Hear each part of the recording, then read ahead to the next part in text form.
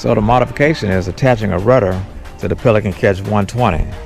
And to do that, what I've done is I've taken some neoprene rubber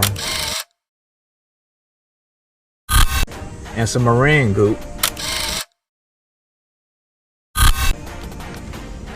and let it fuse together, and we're going to attach this rudder on a Pelican Catch 120. And to do that, I got a few tools here. Well, for one, I have the rudder that I'm going to attach,